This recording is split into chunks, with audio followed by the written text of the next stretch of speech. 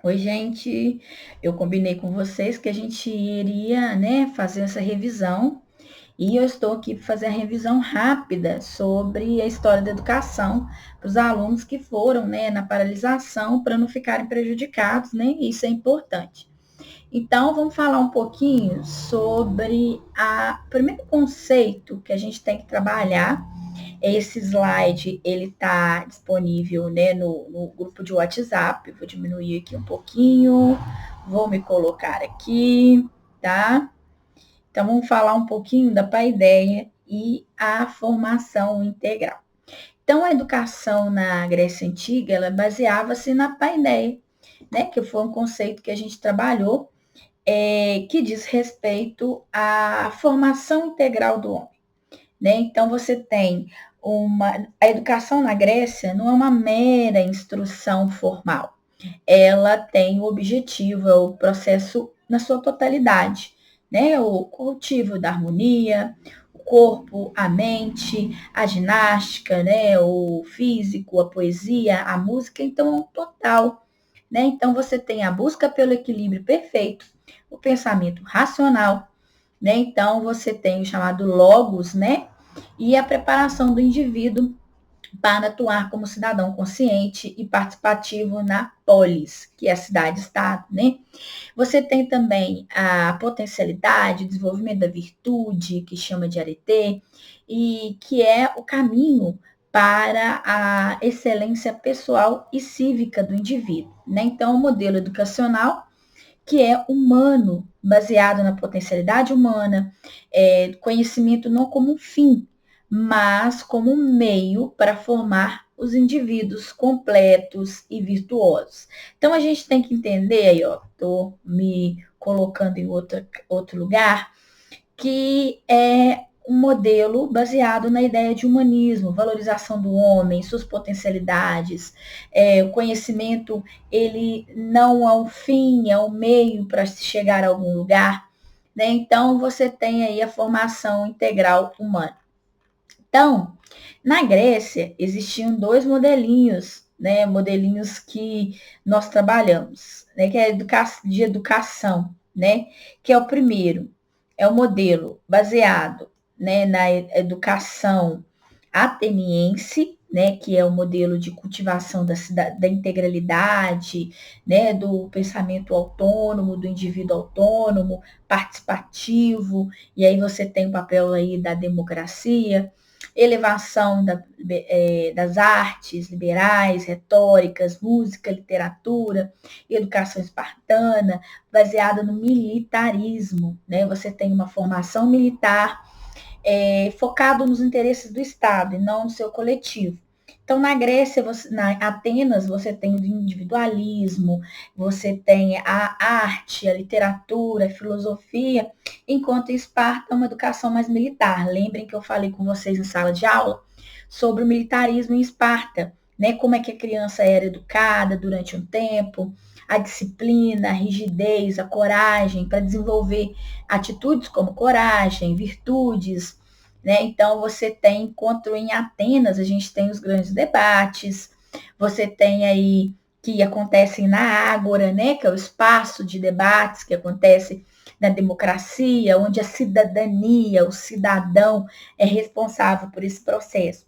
E não era todo mundo que era cidadão na Grécia Antiga. Apenas homens maiores de 21 anos, donos de terras, mulheres estavam excluídas do processo, né? Então você tem uma restrição na cidadania, mas você tinha um processo de formação muito importante para ser cidadão na Grécia Antiga, né? Então você tem aí, por exemplo, como exemplo de grande importância, a visão de Platão, essa ideia educacional, né? Então, você tem um modelo, né, no século V, baseado na República de Platão, né, que vai moldar o processo pedagógico do mundo, né, da Grécia Antiga. Então, a gente tem uma educação que traz aí as aptidões de cada indivíduo, a liderar a polis com sabedoria e justiça, o que ele chama de liderança, o filósofo, né? Então, tem a alegoria da caverna, do Platão, que mostra que aquele que governa é aquele que tem a predisposição, que tem conhecimento, né?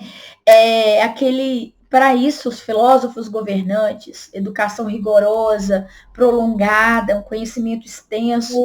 Então, as pessoas, assim, elas têm predisposição, né? Então, e para isso você tem que ter tido uma educação muito rigorosa, aprimorada, para se tornar uma grande liderança.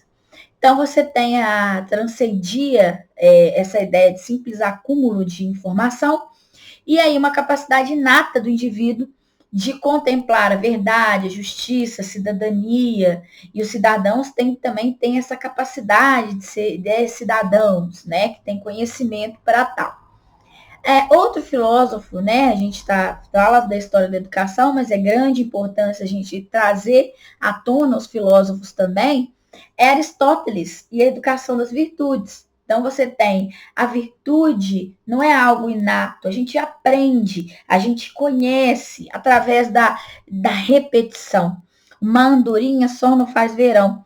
É isso que Aristóteles falava. Então, você tem uma repetição constante, uma prática constante de ações virtuosas que vai levar o indivíduo também à prática dessas ações.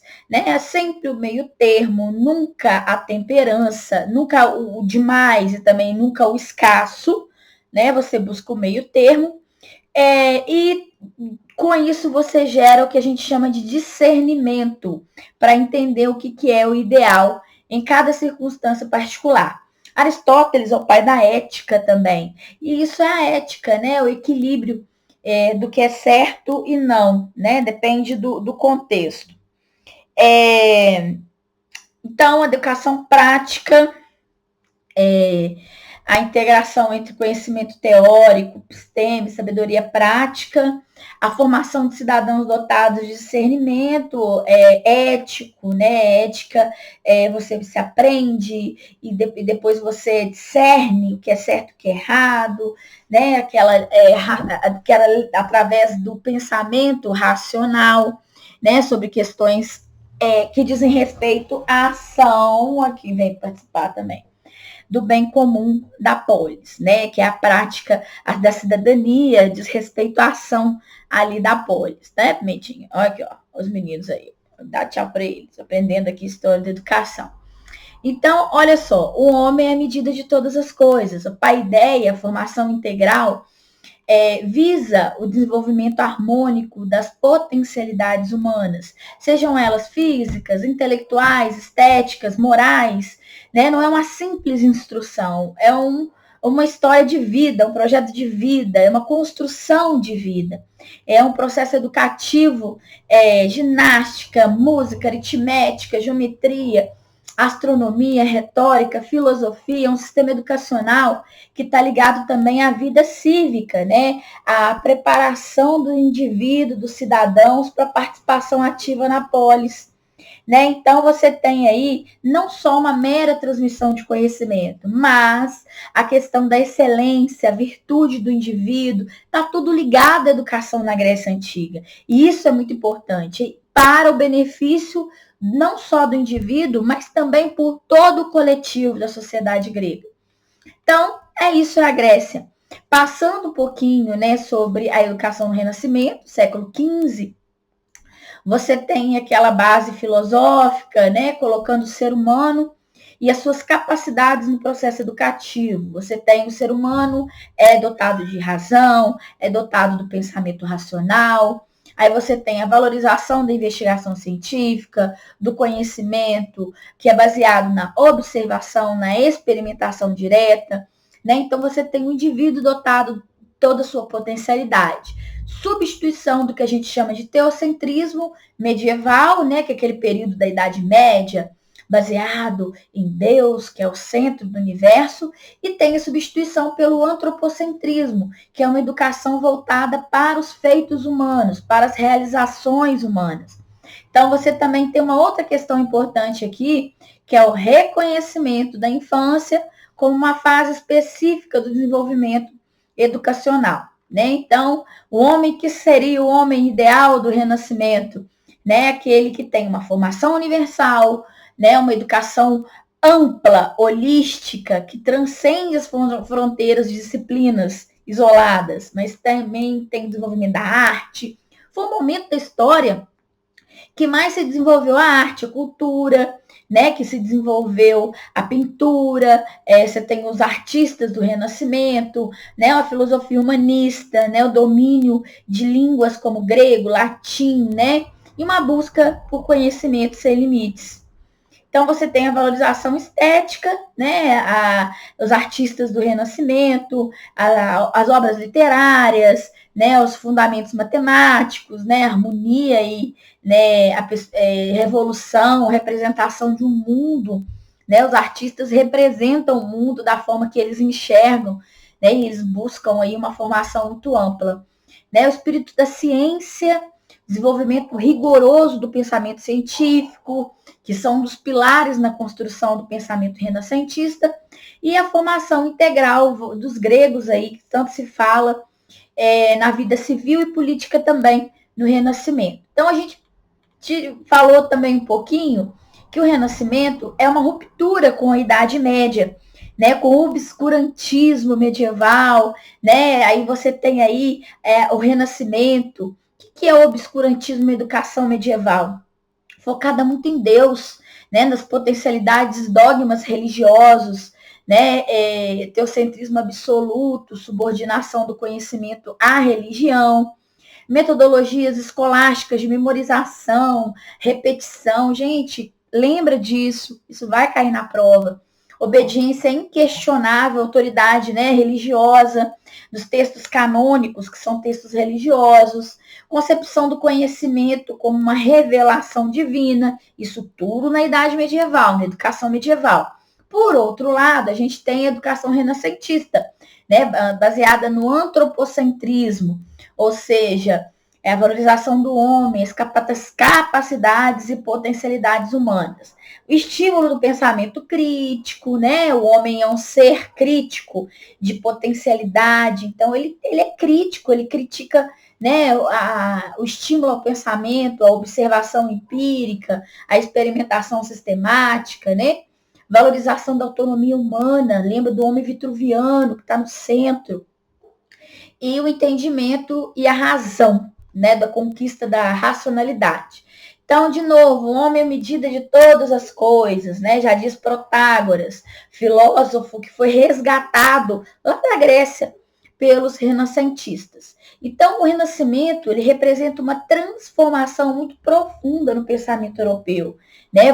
Trazendo aí valores da antiguidade clássica, e se posicionando no centro das preocupações intelectuais, ser humano, suas potencialidades, né? Domínio da ciência, da arte, da filosofia, né? O chamado a busca pelo homem universal, que tem todas as suas potencialidades, tá? E aí, falei também sobre Comênios e a didática magna, né? Onde você tem como ensinar tudo a todos. Né? Aí surge a área da didática moderna, né? E o pai da didática moderna chama-se Comênios, que estabelece fundamentos pedagógicos rigorosos e revolucionários que vão influenciar toda a educação contemporânea.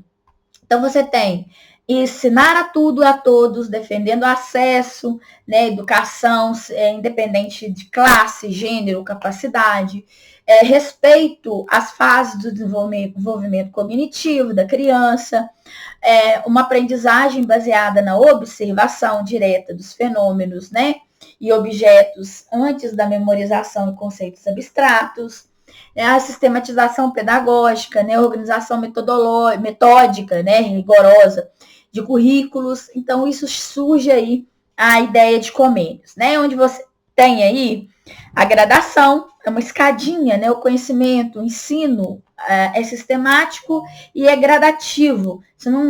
Você tem que respeitar todas as etapas do desenvolvimento, principalmente em cognitivo infantil. A intuição, né? Você tem aí a aprendizagem fundamentada na experiência sensorial direta, observação, manipulação, investigação. naturalidade, alinhamento do processo educativo com o desenvolvimento da criança, e a automatização, que é a consolidação do conhecimento pela repetição de significativos exercícios, atividades, sejam elas práticas, não apenas a memorização, mas questão prática é importante, né? Para construção de competências que vão durar para sempre. Então, Comênios, ele inovou a pedagogia ao desenvolver um método de sistemático e revolucionário, né? Fundamentava-se em 3 pilares essenciais, que é a observação dos estudos, a valorização da experiência sensorial como a porta de entrada, o progresso do aprendizado, né? A gradação do simples ao mais complexo, respeitando o desenvolvimento da criança em seus estágios, né? Então, ele vai trazer aí bases para uma educação humana eficaz e rompe aí com o modelo verbalista de falar, falar, falar, né? Então, você tem aí uma grande revolução na educação. Uma outra questão importante aí, que é chamado iluminismo, pensamento iluminista, né, século XVIII, século das luzes, né, onde você tem a primazia da razão, a libertação intelectual dos indivíduos que superam aí os dogmas religiosos da época e as chamadas superstições, né. A educação seria uma ferramenta essencial para sobrepor essas superstições e dogmas. A defesa da universalização do ensino público e gratuito como direito fundamental, a laicidade do ensino, a separação do ensino com a religião, né, o combate ao chamado obscurantismo, e nós temos aí pensadores como Condorcet, Diderot, D'Alembert, que definiam uma educação mais racional para uma sociedade livre e justa. Então, fala-se muito de liberdade, igualdade, né? Esses são lemas da própria Revolução Francesa, que foi inspirada pelo iluminismo. Então, nós temos Voltaire, defensor da liberdade intelectual, que combate o obscurantismo religioso, o fanatismo, ele é até bem irônico nisso, propõe a busca pelo conhecimento científico, né, o que chama-se de razão crítica, ou seja, a tolerância, né, do conhecimento científico. Diderot, né, um dos criadores da enciclopédia, né, onde revoluciona a democratização do conhecimento, né, estabelece bases para uma educação baseada na investigação racional, e Condorcet, que trabalha com a questão da universalidade, gratuidade, laicidade, igualdade de gênero, né, e os conceitos que vão influenciar os sistemas educacionais modernos, né, os atuais que nós vivemos aí. Então, gente, o iluminismo as luzes que dissipam as trevas, né, que são as mais necessárias aos homens de que todas as riquezas no mundo. Então, inspirados em ideias iluministas, foi uma transformação na educação. Reconstruíram e moldaram um sistema educacional moderno, né? Propuseram novos fundamentos pedagógicos, principalmente em conhecimento científico, baseadas contra os chamados dogmas religiosos, né? E traz a acessibilidade da educação para todos, dever do Estado, está na nossa Constituição, fala-se muito sobre isso. É um projeto de formação intelectual muito aprofundado, desenvolvimento de cidadania autônoma, né, o progresso coletivo, uma sociedade justa e esclarecida. Rousseau, né, que nós trabalhamos, ele vai aparecer. O Rousseau fala da educação natural, né, ele revoluciona o pensamento pedagógico com o Emílio da educação.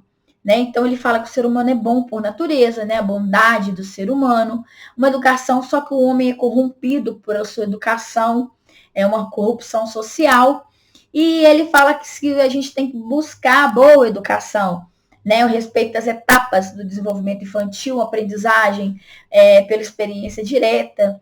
Então, você tem essa fase sensorial, né? Muito importante.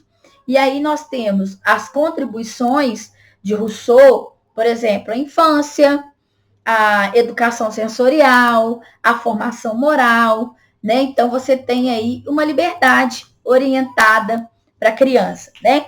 Então, você tem um direcionamento para a criança sem imposições ditas arbitrárias, né? Um direcionamento sutil, respeitando, construindo um indivíduo moralmente falando, autônomo, né? Baseado assim em suas experiências. Uma experiência direta na aprendizagem, né? Então, isso aqui é Rousseau. Então, aqui, a natureza que as crianças sejam crianças antes de serem homens. Então, a criança tem que ser criança. Então, você tem que ver que revolucionou a pedagogia, né? Coloca a criança no centro do processo, respeitando aí seu desenvolvimento, seja natural, né? Na sua fase de vida. Aí tem o Emílio da educação, que defende essa abordagem baseada na liberdade orientada, né? Uma experiência direta, por exemplo, contato com a natureza, imposição de conhecimentos abstratos, prematuros, valorização de uma consciência moral e autônoma, né? Então, o indivíduo, né, ele é baseado aí nessa ideia de ler bom por natureza, a gente tem que construir uma boa educação, né? Então, assim, então a gente tem que respeitar o indivíduo na sua construção aí, na sua gradação, vamos dizer assim. De novo, para a ideia, então a gente tem aí conceitos, né, formação completa do homem, que contrasta aí o humanismo e o militarismo na Grécia, que aconteceu em Atenas e Esparta.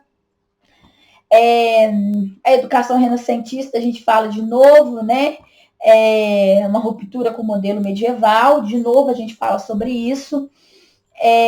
A formação de julgamento crítico na projeto iluminista, a gente fala isso também, tá?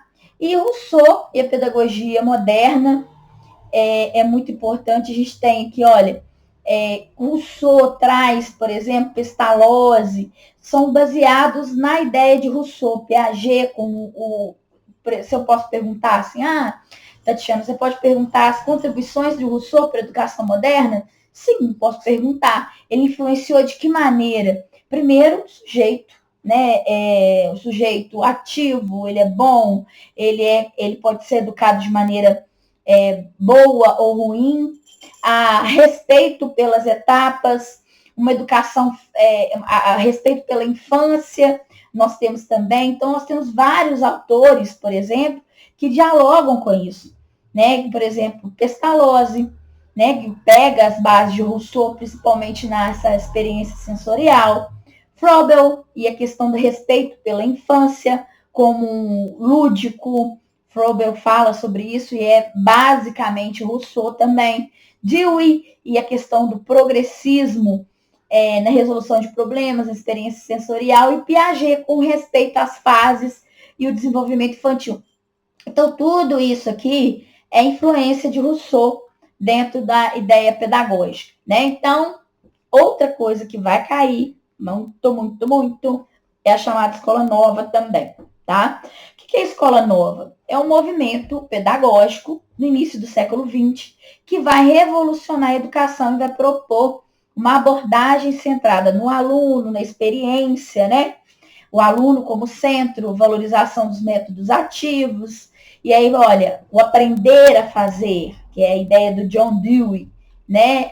A questão dos materiais para a criança, desenvolver o sensorial e o cognitivo, a escola ativa, né? Baseada em teorias como a psicologia, a biologia.